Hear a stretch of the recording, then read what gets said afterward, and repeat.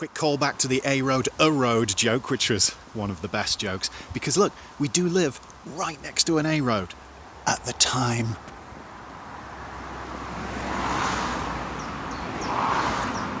Of recording. The Alien film franchise is one that I put up there as an yes, of course, that's obvious when it comes to gaming tie-ins. It's people versus a monster or monsters, but are the people the real monsters? Ooh. It's science fiction, it's got soldiers and guns and explosions, and actually that's just Aliens, the second film. The first movie was a claustrophobic tense horror, the fourth a delightfully French experiment in making an art house blockbuster, the latter ones were garbage, and there was the third one. Oh, Alien 3, how I simultaneously love and am utterly confused by you. There's a whole series of videos someone surely made on the troubled production that was David Fincher's first film. The non-masterpiece anyone with a soul agrees is still a film with some damn intriguing concepts behind it, especially when you stick with the superior assembly cut. But that's not why I'm here right now. No, I just always wondered two simple questions.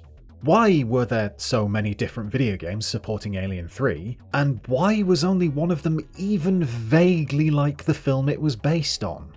Well, there were so many games based on it because it was big money, big prizes, I love it, and 20th Century Fox wanted to milk the film for all it could.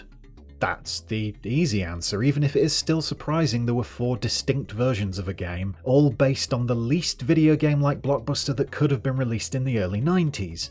That's the first why. The second why? Well, that invites further discussion of each of those distinct versions.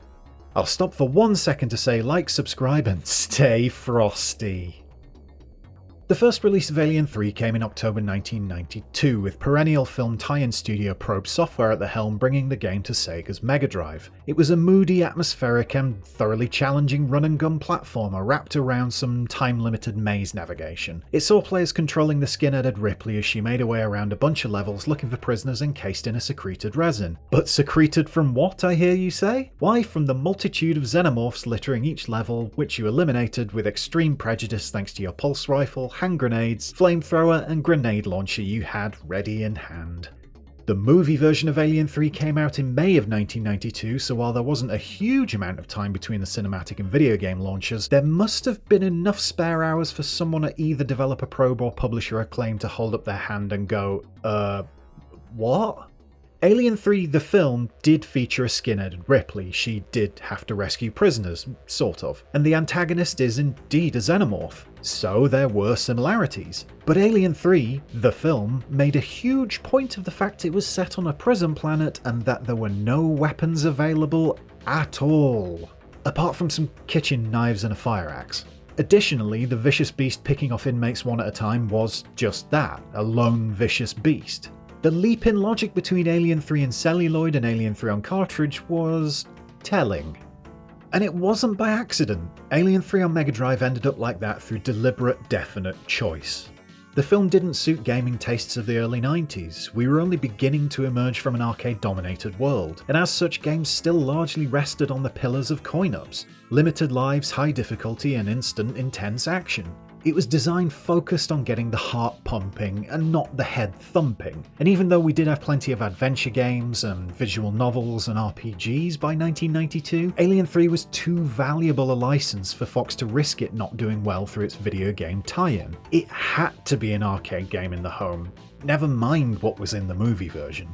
Though that's not to say it was all Fox's doing. Tim Round, coder on Alien 3, told CU Amiga back in September 1992, a few months before the Amiga port released, that Probe wasn't flying blind. The team might not have seen the film when it began making the Megadrive original some months prior to this interview, but, and I quote, "We had the script, storyboards, and loads of photos for reference." There was plenty of reference material to go off basically, including a script that was largely the same as that of the finished version in cinemas, a minor miracle given the movie's tumultuous production and ever-changing storyline during development. So why did Probe have all this information and decide to actively go against it? Well, I'll put one foot firmly in the camp of Fox and publisher Acclaim demanding it be so, but the developer wouldn't say that in a pre-release interview. My other foot plants firmly in what I said before. It was the style at the time. Back me up here, Tim. It was obvious from the no weapons clause, though, that the action scenes just weren't conducive to a decent arcade game. After all, what's the player going to do when they encounter the lone alien and can't shoot it? Run away? Fast forward to 2014 and one of the best Alien games ever made, and yes, running away from a lone xenomorph is what we're going to do, and we're going to love it. But I digress. It wasn't like there hadn't been slower, more thoughtful and tense Alien games before, with versions based on the first two films for the likes of the Spectrum and C64 offering a more adventure game-like, or even strategic experience to things, or a Pac-Man clone in the world of Atari 2600. But that was a significantly earlier time in gaming, and the mood had shifted fundamentally. This was the era of the Megadrive and Mortal Kombat, of F-Zero and Games Master, gelled hair, push pops, take that, Neil Kinnock, Heartbeat. Do you remember the past? The point being, we'd moved on from what was seen as more quaint styles of games. Alien 3 would have been much more suited to the adventure game genre, but that's not what we got. And it worked. Alien 3 was a triumph of atmosphere and action, mixing a visual style that smacked of the movie the dev team hadn't even seen, all while successfully ignoring on-set controversies the coding team had absolutely no involvement in. Yes, requests had to be honoured. Probe couldn't show the Ripley character dying at all in the game, so instead you either just fell over when you were out of energy or you ran out of time, and key point, other people died. But the line was towed with some style, and the end result, while not one of the all-time greats when looking at all of gaming, definitely ended up one of the best movie tie-ins ever made, even though it had little to nothing to do with the film. There was the aforementioned Amiga port later in 1992, which saw largely the same game as on Sega's console make its way to Commodore's god-tier home computer, but there was money to be made, so the game was shrunk down and ported to both Sega's Master System and Game Gear in 1992 and 1994 respectively, with both versions practically the same thing, even with a gap of 2 years between them. The Game Gear version offered a smaller view of the action, of course, while for some reason the Master System didn't have a prisoner here? No idea. The Commodore 64 got itself a port too in 1993, which was another absolutely fine by-the-numbers job, and nobody played it because the C64 was dead by then. Regardless, the 8-bit ports were all exactly what you'd expect. Decent impressions, and not much more. And still little to nothing to do with the film. 1993, and less than a year after the Megadrive launch, the SNES bagged itself a totally unique version of the game. Well, not totally unique, you were still Ripley, running and gunning and blasting plentiful xenomorphs with a mix of different weapons which absolutely were not present in the movie, especially not the blue and green flamethrowers, but it was unique in that it was a console version not based on the Megadrive original. No, this game was developed by, Probe, again. Actually, it was contracted out to another team known as Spearsoft Entertainment, with Probe picking up all the extra bits and pieces a project like this would require. The result was another bloody good game, and one markedly different from the others. While you were indeed galloping about and blasting the acid-soaked freaks with abandon, there was a level of depth to the SNES game not found elsewhere. In fact, there was a hint of Metroidvania about the whole thing, with a large, sprawling complex of interconnected rooms requiring you navigate back and forth through them to complete a metric crapload of different missions. Not just rescuing prisoners, but repairing pipes, fixing computers, and just blasting more of HR Giga's finest walking penises. I grew up on the Amiga game, the near-perfect port of the Megadrive version, so that was my introduction to the Alien 3 games, and my favourite for a long time, until I really put time into the SNES version. Nintendo's game eventually became my firm favourite. Again, it's not going to be in the all-time top 10s on the format, but when it comes to movie games, it's one of the very best.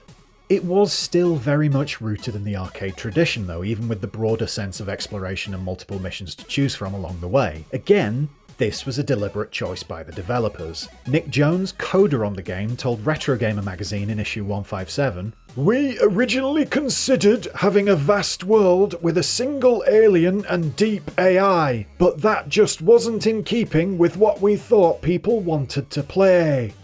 Again, fast forward to Alien Isolation.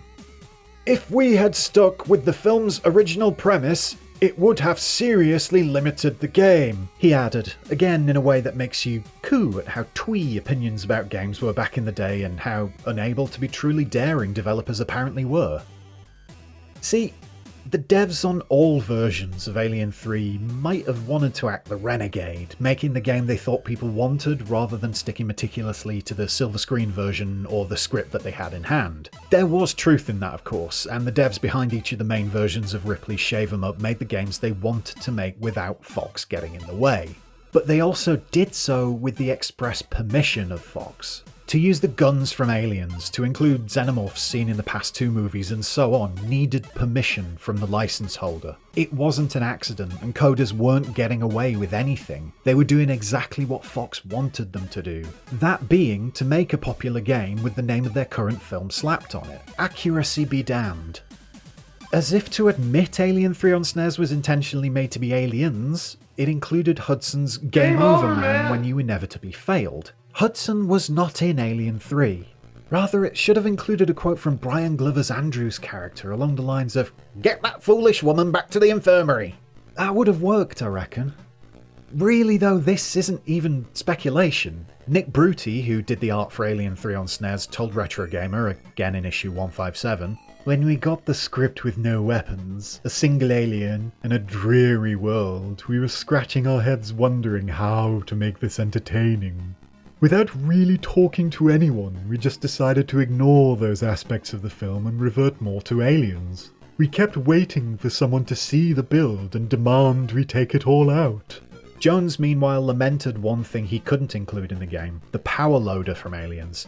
So, what we ended up with was a fantastic Metroid-ish alike, full of different missions, a vast sprawling complex to explore and learn, and countless alien beasties to blast. It was also absolutely nothing like the film it was based on, even if it did include movie scenes recreated for the intro and end scenes, including, yes, Ripley's final sacrifice.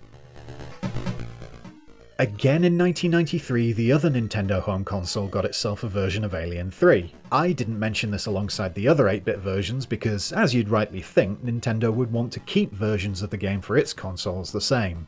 Well, no. The NES port of Alien 3 wasn't one of the SNES game, instead yet another one based on the Megadrive original. That's how alone in the world the SNES version stood.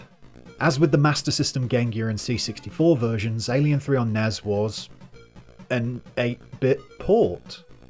Absolutely okay. Nothing mind-blowing. It had some different levels compared to the other versions, but it was, again, the same game. Meaning, yes, nothing to do with the story of the actual film it was based on. The Game Boy also got itself a port of Alien 3, another stripped-back version based on the Megadrive.